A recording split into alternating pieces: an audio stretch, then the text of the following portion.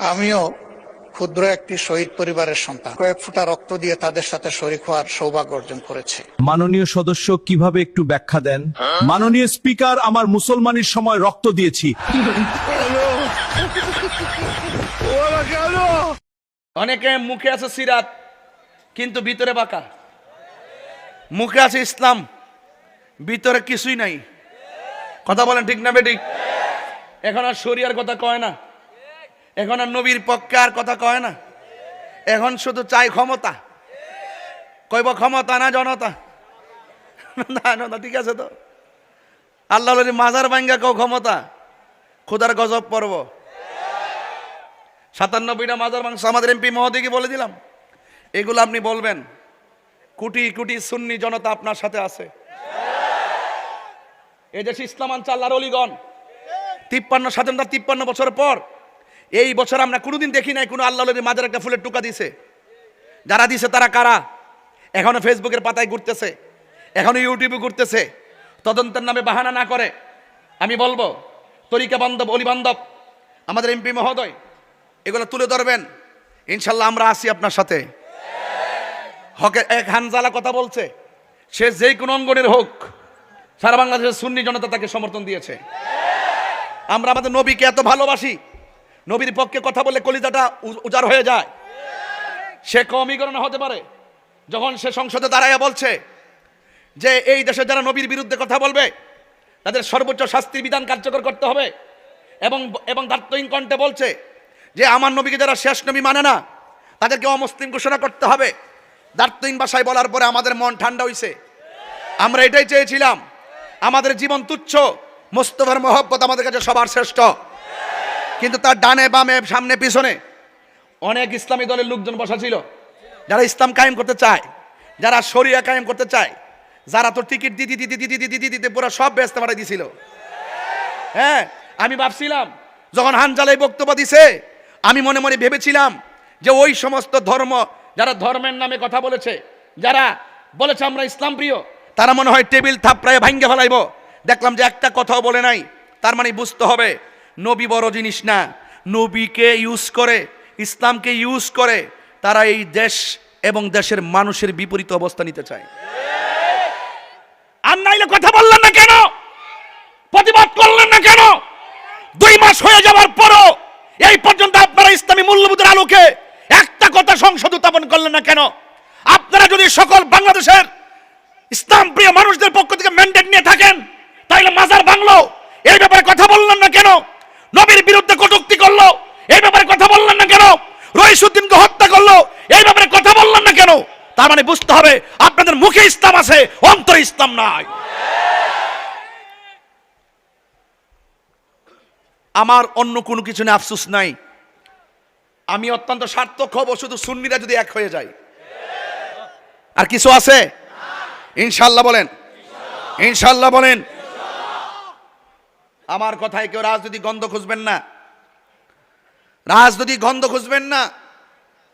আমি বলবো যারা সুন্দর করে ধর্মের কথা বলেন, এদের নাটক দেখতে দেখতে জনগণ অতিষ্ঠ হয়ে গেছে। কথা কি সঠিক? এই জন্য বলুন, ইজ্জতের মালিক কে? জাহান্নামের উপর একটা রাস্তা হবে কি না? বলেন না কেন?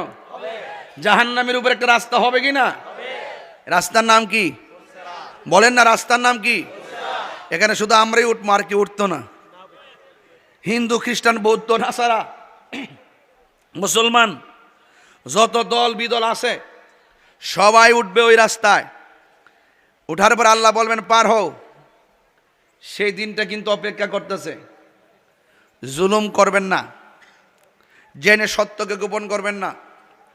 আহলে সুন্নাত ওয়াল জামাতকে মাইনাস ফর্মুলায় রেখে যারা মনে করে যে তারা ইসলামী লিজ নিয়ে এসেছে, আমরা একদিন প্রমাণ করব তোমরা ভুয়া। এই জনগণ প্রমাণ করবে তোমরা ভুয়া। কথা বলেন ঠিক কি না? মিষ্টি মধুর কথা বইলা বইলা তলে তলে ষড়যন্ত্র, এগুলো আমরা সব বুঝি। এই জন্য বলেছি কবর শুধুমাত্র প্রথম ঘাট নয়, এই ঘাটের পরে আরো ঘাট আছে। হাসরের ময়দান একটা ঘাট, পুলসিরাত একটা ঘাট। এই পুলসিরাত সাধারণ জিনিস না। এখানে আসার পথে রাস্তা দেখে অনেক খুশি হয়েছি। এদিকে যে ব্রিজের পর যে রাস্তাগুলো হয়েছে, গতবার এসে তো একটু ঝড়াঝন্য পেয়েছিলাম, এবার ডাইরেক্ট চলে এসেছি। খুব সুন্দর রাস্তা, নদীর উপর দেখলাম ব্রিজ, নিচে পানি, কিন্তু আল্লাহ যেদিন ব্রিজটা দাঁড় করাবে নিচে হবে আগুন। নিচে কি হবে? আগুনের ব্রিজ দেখছেন কোন? পানির উপরে ব্রিজ দেখেছেন, কিন্তু আগুনের উপরে ব্রিজ দেখেন নাই। আগুনের উপরে ব্রিজ হবে, এই ব্রিজটা কিন্তু আমাদের এটার মতন মোটা হবে না, চুলের চাইতে চিকন হবে, হীরার চাইতে ধারালো হবে।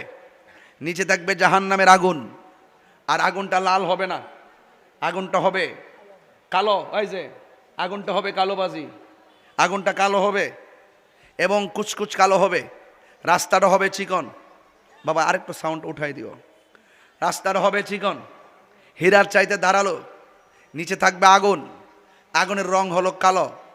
ও যুবক, একটা কথা বলি, বলেন মহেশখালীতে যখন চুলার মধ্যে আগুন ধরায়, আগুনের ধরায় লাকড়ি দিয়া, আগুন ধরায় বিভিন্ন কাঠ দিয়া, আগুন ধরায় খেরের কারি দিয়া, কিন্তু আল্লাহ রাব্বুল আলামিন বলেন ওয়াকুদুহান নাস ওয়াল হিজারা উইদ্দাত লিল কাফিরিন। হাসরের মাঠে যেই দিন পুলসিরাতটা কায়েম হবে, নিচে থাকবে আগুন, এই আগুনটা আল্লাহ ধরাবে মানুষ এবং পাথর দিয়া। রাসূল করিম সাল্লাল্লাহু আলাইহি ওয়াসাল্লাম বলেন এই আগুনটা অনেক তাপ হবে। এই আগুনটা কিন্তু আল্লাহ পাক প্রস্তুত করছেন উইদ্দাত লিল কাফিরিন, কাফেরদের জন্য। কিন্তু আল্লাহ পাক কোরআনে বলছেন এই জাহান্নামের নিচে থাকবে মুনাফিকরা। আঙ্গুদেশে মুনাফিক নাই? আরো জোরে আছে না নাই? আঙ্গুদেশে মুনাফিক আছে না নাই? উপরে ফিটফাট ভিতরে, মানে উপরে ফিটফাট ভিতরে এইরকম মুনাফিক আমার জন্মের পরে এমন মুনাফিক দেখি নাই। ঠিক আছে কিনা? হ্যাঁ। এরপরে এই জাহান্নামীর নিচে একদম তলদেশে থাকবে মুনাফিকরা। আল্লাহর হাবিব সাল্লাল্লাহু আলাইহি ওয়াসাল্লাম একদিন সাহাবায়ে কেরামদেরকে নিয়ে বসে কথা বলছেন, হঠাৎ করে বিকট একটা আওয়াজ হলো। সাহাবায়ে কেরাম বলেন ইয়া রাসূলুল্লাহ, এত বিকট আওয়াজটা কোথায় থেকে হলো?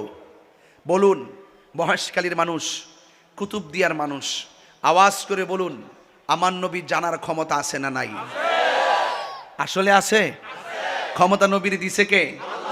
এই নবীর এই কথাগুলো বলা কি অন্যায়? নবীর শান শুনলে সহ্য করতে পারে না এমন অনেক মানুষ আছে। আছে কি না বলেন?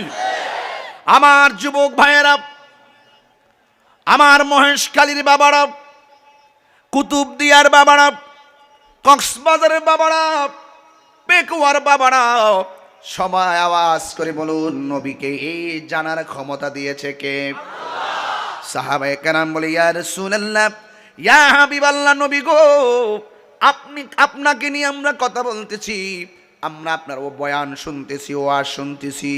হঠাৎ করে আওয়াজটা কোথায় থেকে উঠলো? আল্লাহর হাবিব সাল্লাল্লাহু আলাইহি ওয়াসাল্লাম বলেন সাহাবীরা, আজ থেকে প্রায় ৭০,০০০ বছর আগে আমার আল্লাহ এই পৃথিবীটা যত বড় এর চাইতে ৭০ গুণ বড়। আজ থেকে ৭০,০০০ বছর আগে এই পৃথিবীটা যত বড় এর চাইতে ৭০ গুণ বড় একটা পাথর আমার আল্লাহ জাহান্নামের মুখের মধ্যে ছেড়েছে। এই পাথরটা আজকে যাইয়া জাহান্নামের তলদেশে পড়েছে। কত গভীর হবে?